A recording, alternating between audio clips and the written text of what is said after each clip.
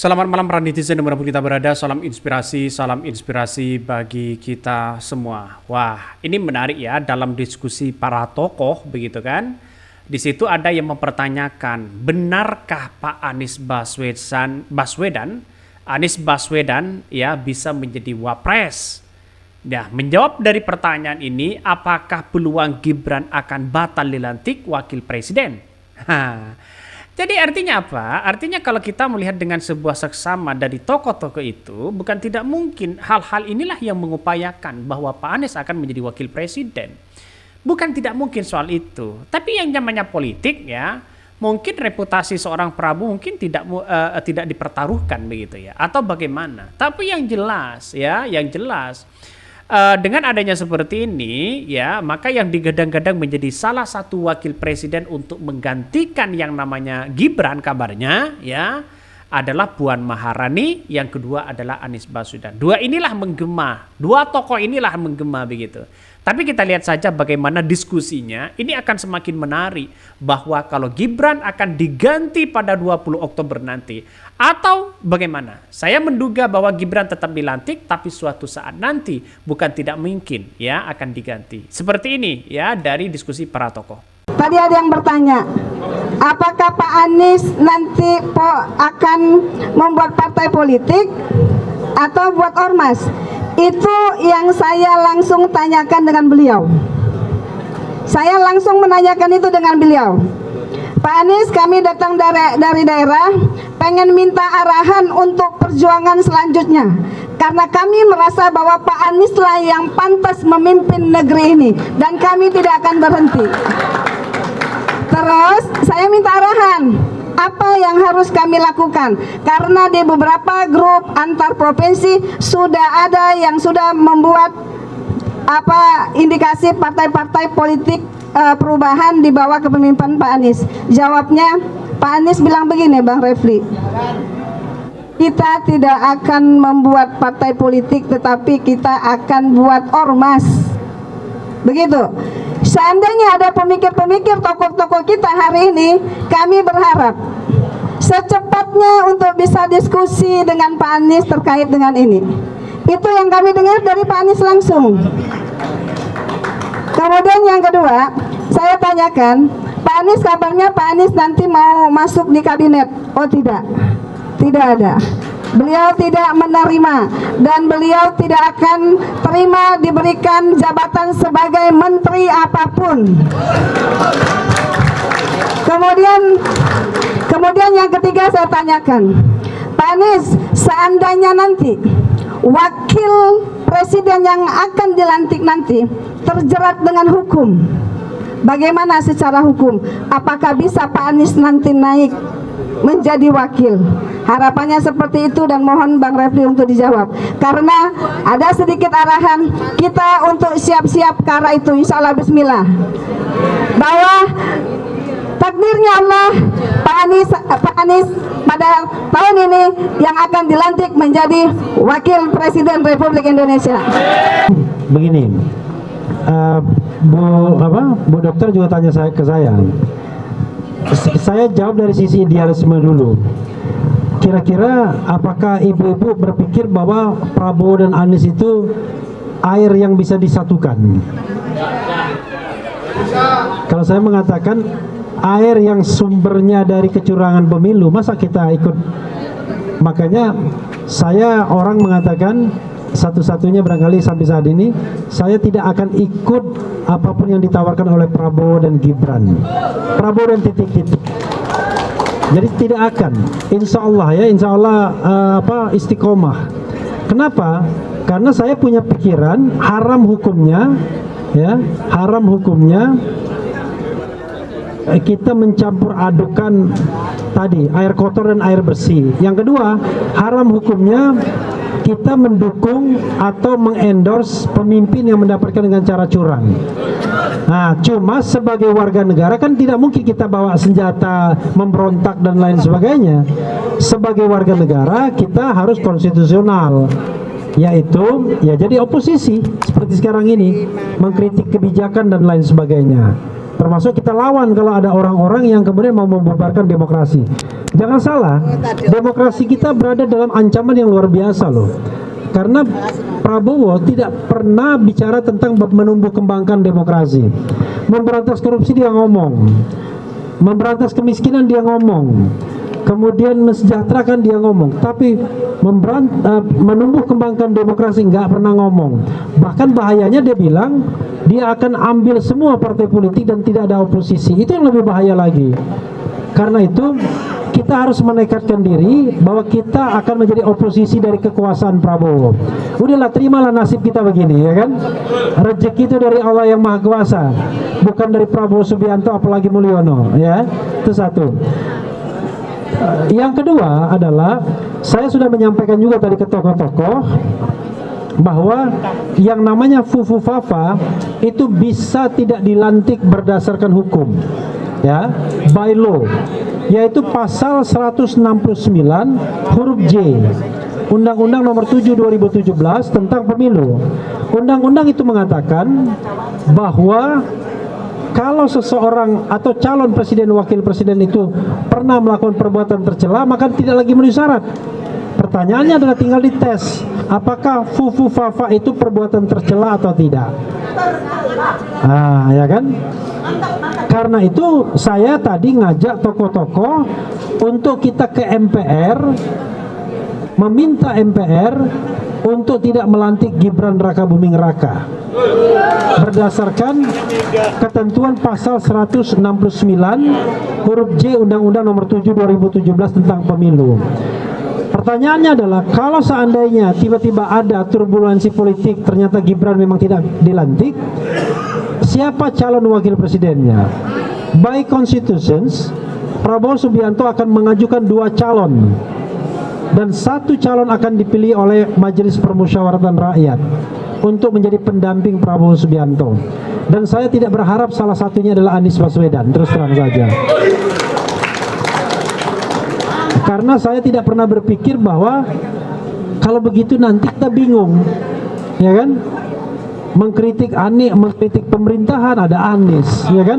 Padahal pemerintahannya nggak benar, misalnya zalim. Lebih baik sudahlah, terimalah kodrat kita, jangan seperti partai pendukung perubahan, ya kan?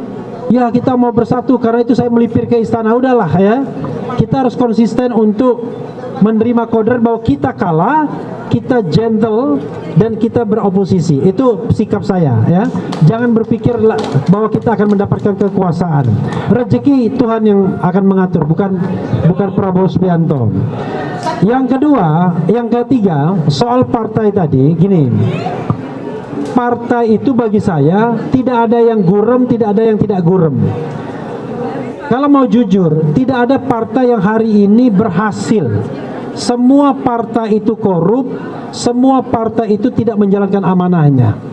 Saya tidak bangga menjadi anggota salah satu partai politik walaupun menang pemilu, karena kita tahu menangnya dengan cara curang. Apa yang mau dibanggakan menang dengan cara curang? Begitu kan?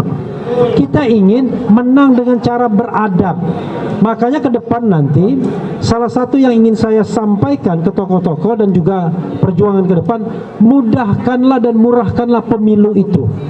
Mudahkanlah dan murahkanlah pemilu itu, sehingga nanti orang seperti saya dan bapak-bapak, ibu-ibu sekalian di sini bisa menjadi calon anggota DPR. Karena nggak perlu bayar 2 miliar, 3 miliar, 4 miliar, cukup bermodalkan pada KTP dan kemudian daftar riwayat hidup, selesai. Kok bisa begitu? Begini, ibu-ibu dan bapak sekalian, saya punya ide ke depan. Kalau kita mau menghindari money politik dan lain sebagainya, maka larang kampanye yang berhadapan seperti ini. Ini Bang Medi di sini mengundang ini aja, dia harus mengeluarkan macam-macam kan? Ini nggak murah, ya kan? Kalau kita kampanye, walaupun kita tidak money politics, ada profesor yang terpilih, ya setiap mengumpulkan massa ada jamuan, ada merchandise dan lain sebagainya. Memang akhirnya tanpa money politik pun akan miliaran keluar. Lalu siapa yang akan menjadi calon anggota DPR tersebut? Orang yang mencari rente, mencari keuntungan. Kan bahaya sekali. Nah, karena itu ke depan kita jangan khawatir soal gurem dan tidak gurem, tapi jadikan partai itu sebagai alat perjuangan. Kalau menjadikan partai sebagai alat perjuangan, sepanjang partai itu lurus, kita tidak akan belok. Kan begitu. Mau dia menang, tidak menang, ini alat perjuangan. Saya tunjuk film Troy. Bagaimana Achilles memimpin satu kapal dengan bendera hitam, pasukan Myrmidon apa namanya, dalam film The Troy, yang dibintangi oleh siapa? Lupa. Bayangkan pasukan itu ditakuti oleh Sparta, oleh lawannya.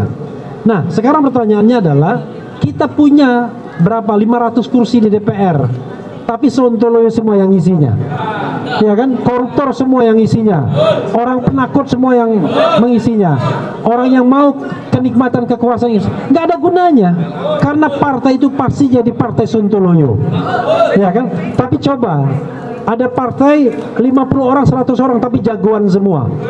Orang yang berani berargumen, berani berdebat, berani untuk menyatakan yang benar, yang hak, dan berani mengatakan yang batil. Itu jauh lebih berharga. Karena itu gunakanlah partai itu. Kan partai itu cuma instrumen saja sesungguhnya. Mau amar ma'ruf nahi munkar banyak sebenarnya lahannya. Cuma ini adalah lahan yang disediakan oleh konstitusi kita untuk berjuang. Tapi apakah Refli Harun tidak menginginkan partai perubahan itu besar? Ingin, tapi dengan cara yang benar, dengan cara yang lurus, dengan cara yang tidak menyogok, tidak manipolitik. Orang-orangnya keren semua, ya kan? Kita ya semangat pulang dari sini diajak bergabung dengan rakus dengan uang kecil. Ayo. Ada relawan yang memamerkan uangnya lagi. Nauzubillah min zalik, ya kan? Dapat berapa puluh juta atau ratus juta tiba-tiba dia pamerkan. Nah, kita tidak ingin seperti itu. Kita ingin orang-orang yang bermartabat semua. Nah, tetapi partai juga harus saling caring each other. Jangan sampai ada teman separtai mati kelaparan. Kita tidak hidup dari partai, kita menghidupi partai, tapi jangan sampai ada teman separtai yang mati kelaparan. Jadi begitu ya prinsipnya. Mudah-mudahan ini bermanfaat, dan sekali lagi saya apel kepada Anies, ya kan, sudahlah, lupakanlah soal hura-hura, ya kan. Kan ini mohon maaf nih saya katakan, Pilpres kemarin ini hura-hura, ya kan. Anies merasa barangkali senang sekali dia bisa berkeliling Indonesia, debat sana, debat sini, kemudian, tapi saatnya sekarang kita membangun sumber daya manusia partai politik. Kita butuh bukan hanya satu Anies Baswedan, tapi kita butuh 10 Anies Baswedan, 100 Anies Baswedan, 200 Anies Baswedan, sehingga siapapun yang maju di antara kita nggak ada masalah. Bahkan ketika kita misalnya perang, kalau kita lihat perang Badar kan satu-satu itu berkelahi satu-satu. Kaum muslimin itu mau maju semua, nggak ada yang takut, ya kan? Dan itulah yang kita inginkan, bahwa kita punya sosok-sosok yang kuat, yang cerdas, yang berintegritas, yang tidak khawatir kehidupannya. Dan Anies Baswedan banyak sekali, bingung orang, ini mana sih yang bisa ada titik lemahnya? Ternyata nggak ada titik lemahnya. Anies Baswedan dan Baswedan Wati. tidak hanya one, ya. Oke, terakhir ya, apa manfaatnya? Sebentar, apa manfaatnya? Begini Bu, kalau setiap memilih itu kita mau menang, mau ada manfaatnya, kadang-kadang realitas politiknya kan tidak demikian. Kadang-kadang ekspresi politik itu lumayan. Saya kasih contoh, kalau ada putusan MK, kita nyoblos kolom kosong dan menang, ada manfaatnya, yaitu pilkada tahun depan Anies bisa nyalon, begitu kan? Kalau tidak ada putusan MK, kita gercos, kita golput, tetap saja memang 1, 2, 3 itu menang salah satunya. Tetapi paling tidak kita menunjukkan kepada mereka kami tidak tergoda untuk ikut mereka, seperti teman-teman kita Iwan Tarigan, Laude Basir, seterusnya muslimin. Kita orang yang punya sikap, kita orang yang tidak takut miskin dan tidak takut lapar. Wassalamualaikum warahmatullahi wabarakatuh.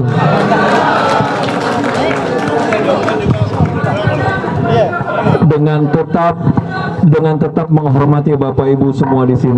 Itulah tadi apa yang disampaikan para tokoh dan bagaimana fufu fafa yang disampaikan oleh Refli Harun, begitu kan. Begitu terlihat jelas bahwa pengaruh akun Fufu Fafa ini begitu kan di tahun 2014-2019 benar-benar tidak bermoral. Dan ini harus kita adili siapa pemilik akun itu.